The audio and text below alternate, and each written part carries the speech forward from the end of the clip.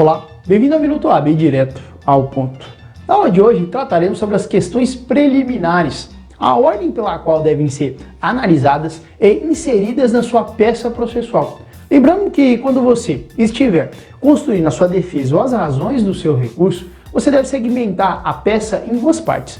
Na primeira, deve-se analisar as questões preliminares e na segunda parte, analisa-se o mérito com relação à autoria e materialidade do delito pela qual o réu responde a esse processo.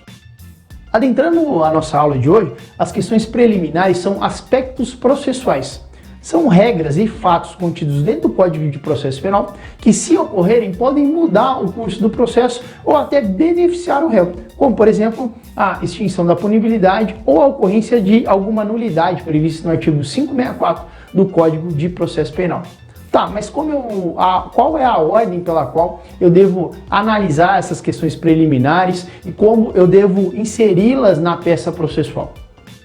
A primeira preliminar a ser analisada são as causas extintivas de punibilidade. Elas estão previstas no artigo 107 do Código Penal. Se você, ao analisar o artigo, identificar a ocorrência de alguma dessas causas, você deve automaticamente, como primeira preliminar, suscitar a extinção da punibilidade.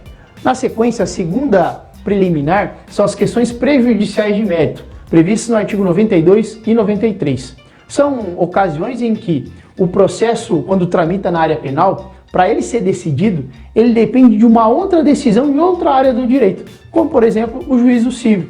Então, pode-se pleitear a suspensão do processo até que haja uma decisão em outra área, porque o processo depende dessa decisão. Então, você deve, como segunda preliminar, analisar o artigo 92 e 93 do Código de Processo Penal.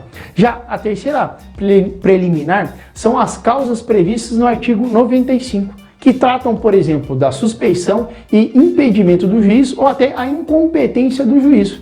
Se alguma delas estiver presente, você pode suscitar também. Olha, esse juízo não é competente para analisar esse processo. Então o que acontece? O processo, dependendo dos atos que ele já praticou, esses atos podem ser anulados e o processo remetido ao juízo competente para analisar o processo. A quarta preliminar são outras nulidades. São as nulidades que podem ocorrer dentro do processo, que estão previstas no artigo 64.3 e 4 do Código de Processo Penal. Essas nulidades aqui não são todas que podem ocorrer. Existem outras nulidades em legislações e textos esparsos que podem ocorrer. Mas essa é a principal, artigo 564, 3 e 4 do Código de Processo Penal. Já a quinta preliminar são os requisitos da denúncia ou queixa-crime.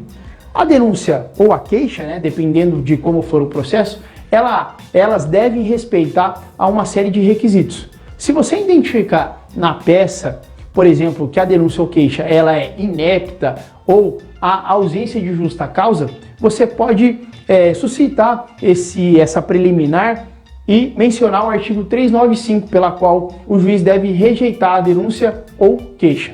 E a última preliminar é a ausência de propostas da suspensão condicional do processo, previsto no artigo 89 da Lei 9.099 dos Juizados.